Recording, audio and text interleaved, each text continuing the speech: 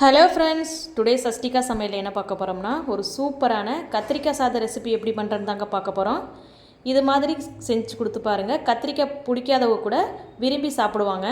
இது lunch box ரெசிபியாகவும் பயன்படுத்திக்கலாம். Friends, வாங்க எப்படி பண்ணலான்னு வீடியோக்குள்ளே போய் பார்க்கலாம்.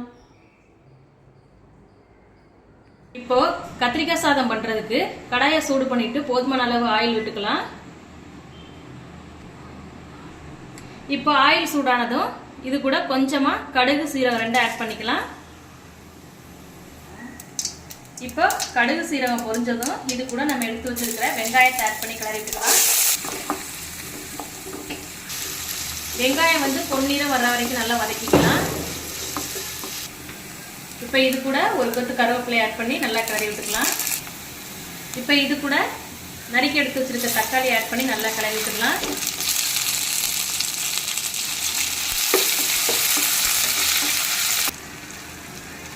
தக்காளி நல்லா வதங்கி வந்துருச்சு ஃப்ரெண்ட்ஸ். இப்போ நம்ம இது கூட நறுக்கி வச்சிருக்கிற கத்திரிக்காயை ஆட் பண்ணி கிளறி விட்டுக்கலாம்.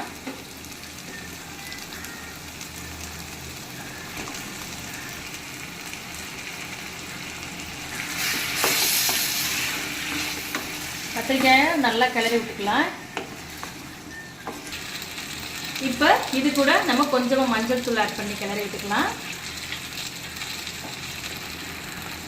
இப்போ இது கூட கத்திரிக்காய்க்கு தேவையான அளவு உப்பு ஆட் பண்ணி கிளறி விட்டுக்கலாம்.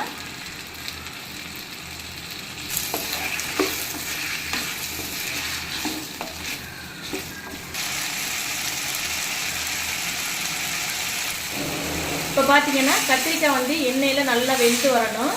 ஒரு 10 நிமிஷம் நல்லா வேக வச்சு எடுத்துக்கலாம். இப்போ பார்த்தீங்கன்னா கத்திரிக்காய் நல்லா வெந்து வந்துக்கிட்டு இருக்கு ஃப்ரெண்ட்ஸ். இப்போ இது கூட நம்ம கத்திரிக்காய் சாதத்துக்கு தேவையான ஒரு பொடி ரெடி பண்ணிக்கலாம். நான் அதுக்கு 3 காஞ்ச மிளகாய் எடுத்து வச்சுருக்கேன். இது கூடவே கொஞ்சமாக உளுந்தம்பருப்பு எடுத்து வச்சுருக்கேன். இது கூடவே 1 டேபிள் ஸ்பூன் சீரகம் எடுத்து வச்சுருக்கேன். இது கூடவே கொஞ்சமாக கடலைப்பருப்பு எடுத்து வச்சுருக்கேன். இது கூடவே கொஞ்சமாக வேர்க்கடலை எடுத்து வச்சுருக்கேன்.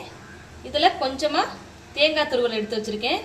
வாங்க இதை கொஞ்சமாக ட்ரை ரோஸ்ட் பண்ணி எடுத்துக்கலாம். இப்போ கடாயை சூடு பண்ணிவிட்டு இது கூட எடுத்து வச்சிருக்கிற உளுந்தம்பருப்பை ஆட் பண்ணிக்கலாம். இப்போ இது கூடவே கடலைப்பருப்பை ஆட் பண்ணிக்கலாம்.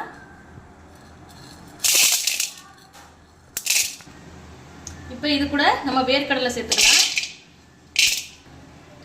இப்போ அதை நல்லா வறுத்துக்கலாம். இப்போ இது கூட எடுத்து வச்சிருக்கிற காஞ்ச மிளகாய் ஆட் பண்ணிக்கலாம். இப்போ இது கூடவே சீரகம் ஆட் பண்ணிக்கலாம். இப்போ இது கூட தேங்காய் ஆட் பண்ணி கிளறி விட்டுக்கலாம். பாருங்க ஃப்ரெண்ட்ஸ், நல்லா வறுபட்டுருச்சு. இப்போ நம்ம இதை மிக்ஸி ஜாருக்கு மாற்றி தண்ணி ஊற்றாமல் நல்லா பொடியை அரைச்சி எடுத்துக்கலாம். பாருங்க ஃப்ரெண்ட்ஸ், இந்த பக்குவத்துக்கு பொடி ரெடி பண்ணிட்டோம். இப்போ பார்த்தீங்கன்னா 10 நிமிஷம் ஆயிடுச்சு ஃப்ரெண்ட்ஸ். இப்போ கத்திரிக்காயை ஓப்பன் பண்ணி பார்த்துடலாம். இப்போ பார்த்தீங்கன்னா கத்திரிக்காய் எண்ணெயிலே நல்லா வெந்து வந்துருச்சு ஃப்ரெண்ட்ஸ். இப்போ நம்ம பொடி பண்ணி வச்சுருக்கிற பொடியை இது கூட நம்ம ஆட் பண்ணிக்கலாம்.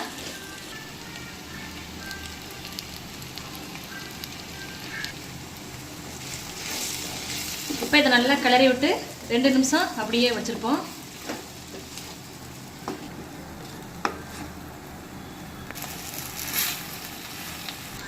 இப்போ பார்த்தீங்கன்னா கத்திரிக்காயோட இந்த மசாலாலாம் சேர்ந்து வந்துருச்சு ஃப்ரெண்ட்ஸ். இப்போ நம்ம எடுத்து வச்சுருக்கிற சுட சுட சாதத்தை இது கூட ஆட் பண்ணிக்கலாம். இப்போ சாதம் சேர்க்கறதுக்கு முன்னாடி கொஞ்சமாக இதில் நம்ம சாதத்துக்கு தேவையான அளவு உப்பு ஆட் பண்ணிக்கலாம்.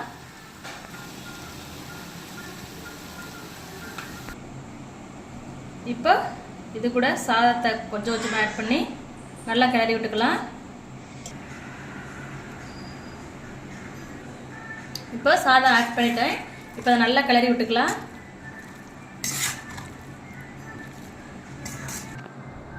பாருங்கள் ஃப்ரெண்ட்ஸ், நல்லா கிளறி விட்டாச்சு. பாருங்கள் எவ்வளோ அருமையாக சூப்பராக கத்திரிக்காய் சாதம் நமக்கு ரெடியாக இருக்குன்னு. பாருங்கள் எவ்வளோ சூப்பராக வந்திருக்குன்னு. நீங்களும் இந்த ரெசிபி ட்ரை பண்ணி பார்த்துட்டு டேஸ்ட் எப்படி வந்துச்சுன்னு மறக்காமல் கமெண்ட்டில் சொல்லுங்கள் ஃப்ரெண்ட்ஸ். இந்த ரெசிபி உங்களுக்கு பிடிச்சிருந்துச்சுன்னா மறக்காமல் நம்ம சேனலை சப்ஸ்கிரைப் பண்ணி வச்சுக்கோங்க. லைக் பண்ணுங்கள், ஷேர் பண்ணுங்கள், கமெண்ட் பண்ணுங்கள் ஃப்ரெண்ட்ஸ். தேங்க்யூ.